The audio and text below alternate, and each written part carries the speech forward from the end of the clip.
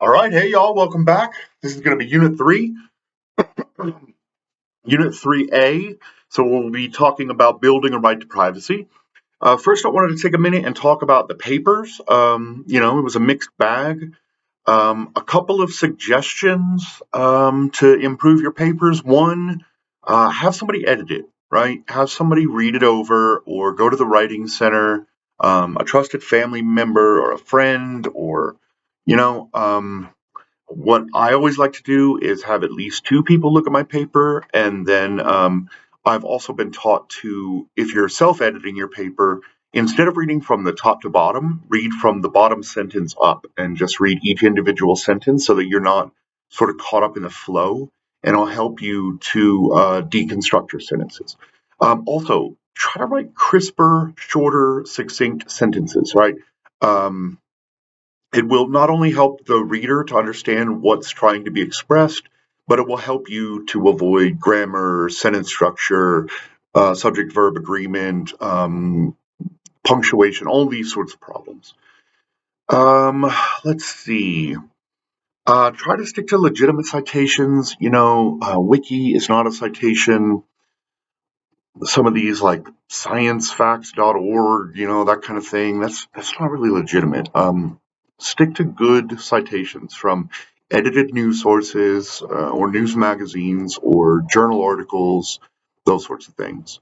Another thing I would say is try to plan out your paper. Some of you don't seem to really have a direction with your paper or a plan. It's sort of all over the board. Plan an introduction. Um, Here's the concept, here's a little bit about it, like a sentence or two, and here's my thesis statement. And then, part one, philosophy, part two, history, part three, answer the questions specifically. Many of you sort of got really distracted, right?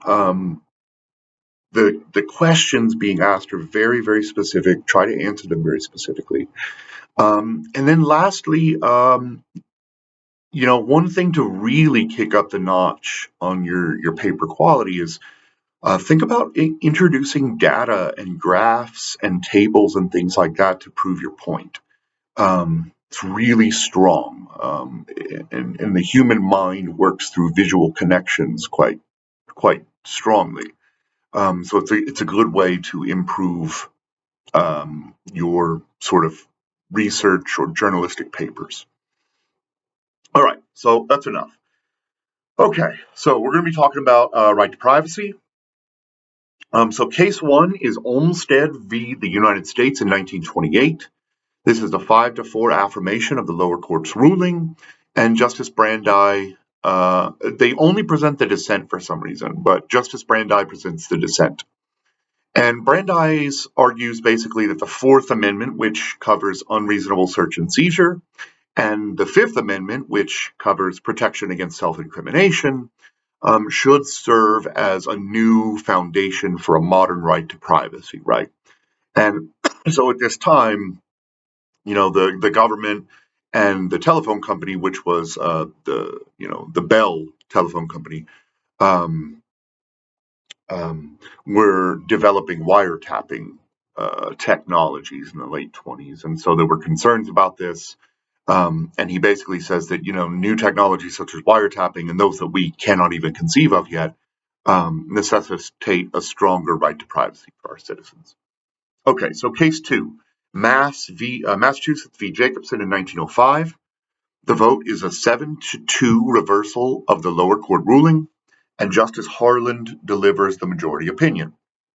And basically, Massachusetts is arguing that states under the 14th Amendment have the right to enact quarantine laws for health purposes that do not interfere with the lives of those from other states. So Massachusetts enacted a smallpox quarantine and a smallpox mandatory vaccination program, and this guy Jacobson refused to get vaccinated and was jailed. So this probably sounds pretty familiar to modern times, right? Um, and their quote here is that, basically they find that Massachusetts and other states obviously have a right to protect the health and welfare of their broader citizenry, right? And that supersedes the individual right.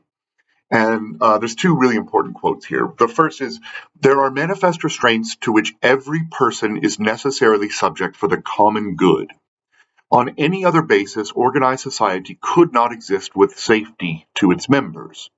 Society based on the rule that each one is a law unto himself would soon be confronted with disorder and anarchy.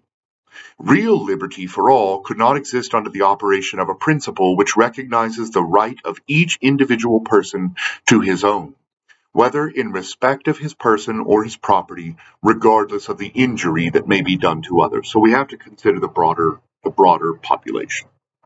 And then, upon the principle of self-defense, of paramount necessity, a community has the right to protect itself against an epidemic of disease which threatens the safety of its members.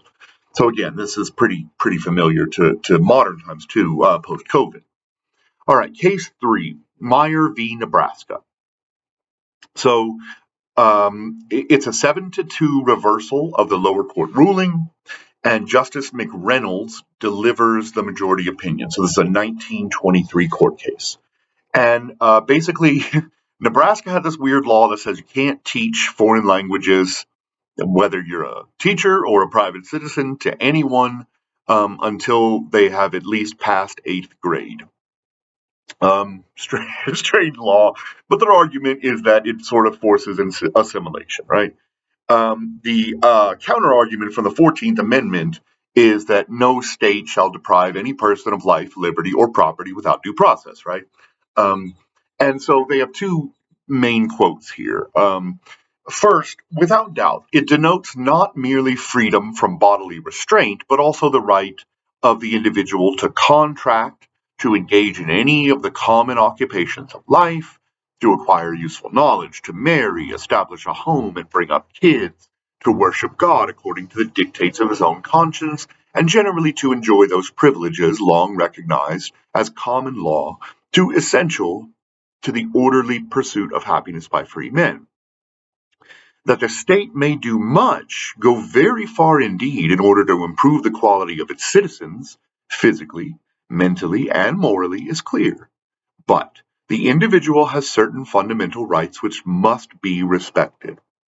The protection of the Constitution extends to all, to those who speak other languages, as well as to those who are born with English on the tongue. Perhaps it would be highly advantageous if all had ready understanding of our ordinary speech, but this cannot be coerced by methods which conflict with the Constitution. A desirable end cannot be promoted by prohibited means.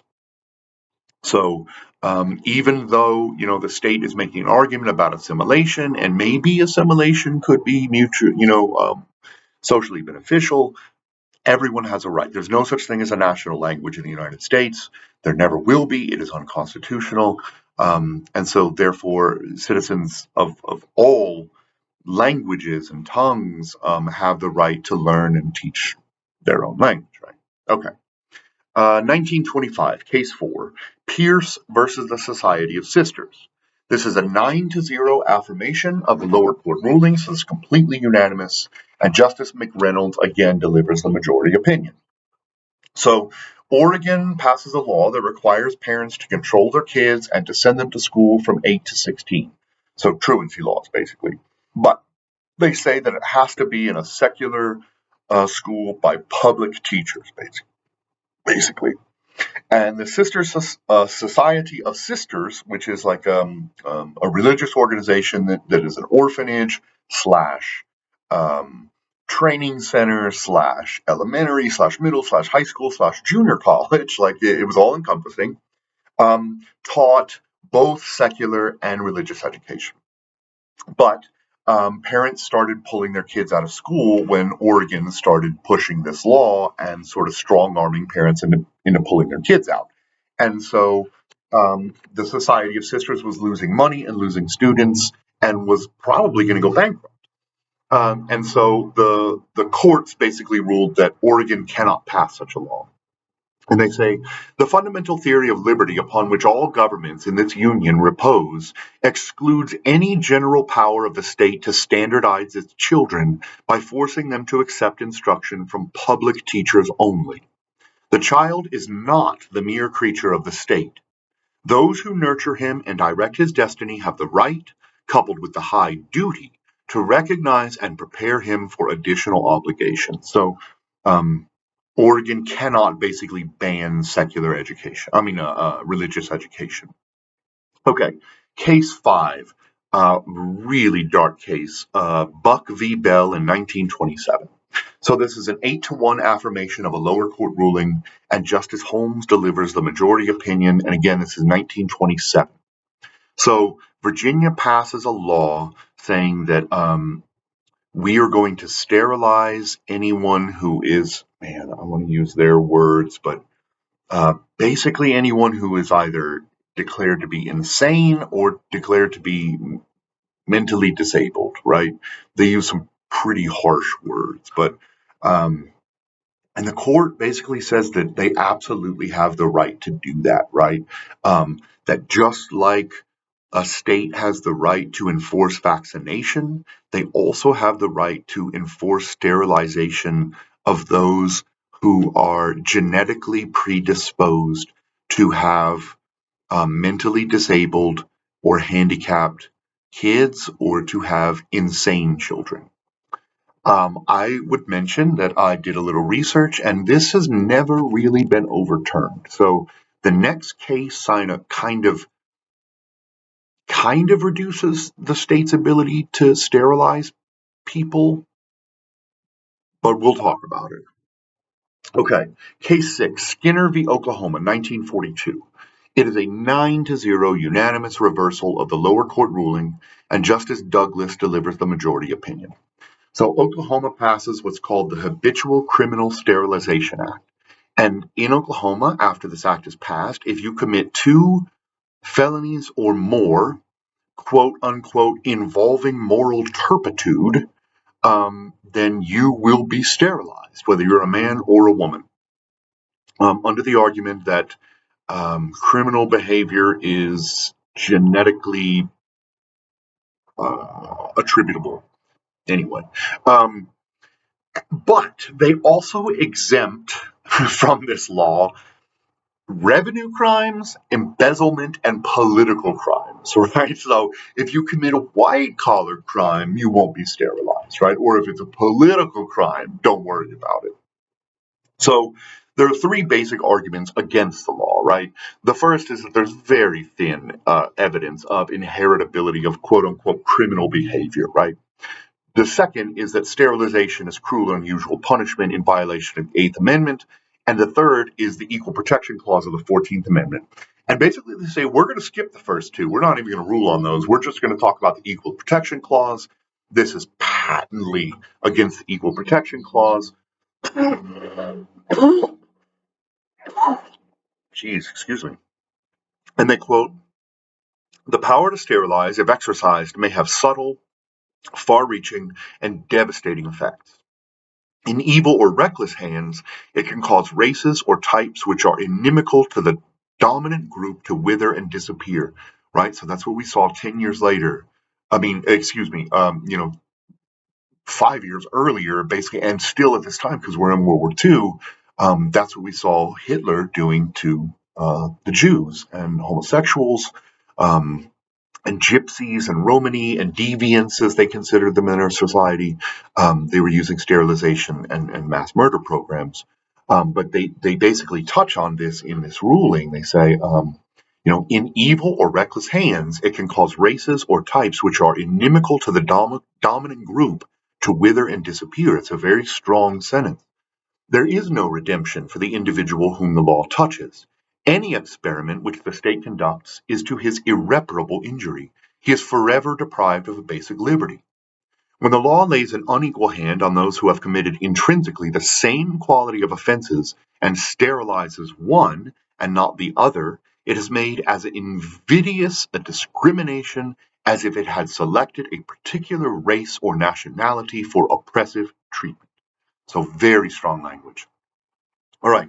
So they didn't overturn the earlier Virginia decision, saying that the state can have an overriding government interest in ensuring that the mentally handicapped and the insane don't have children. So that's still sort of on the books, which is concerning, right?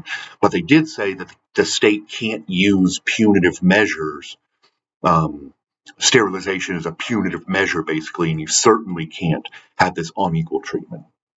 All right, the final case is case 7, Rochan, I'm not sure, v. California in 1952.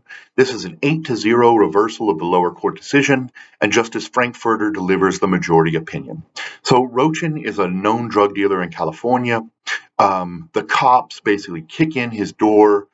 They see some pills on his nightstand. Rochan swallows them, and then the cops like try to force his mouth open and get the pills. They're grabbing at his tongue and stuff. And then they force him to a hospital and feed him Ipecac, which forces him to vomit. Wherein they find the 2 pills and charge him for possession of heroin. Um, but the court says, this is a serious violation of Rochan's due process rights. The cops, first of all, may not enter without a warrant. That was completely illegal. Second, they cannot pry the arrestee's mouth open and go digging through his throat and mouth. And third, they cannot force him to vomit to provide evidence that is in violation of self-incrimination, and is just gross and in clear violation of people's rights. So, all right, that's section 1. I'll jump into section 2 soon. Y'all have a wonderful day. Thanks for being with me.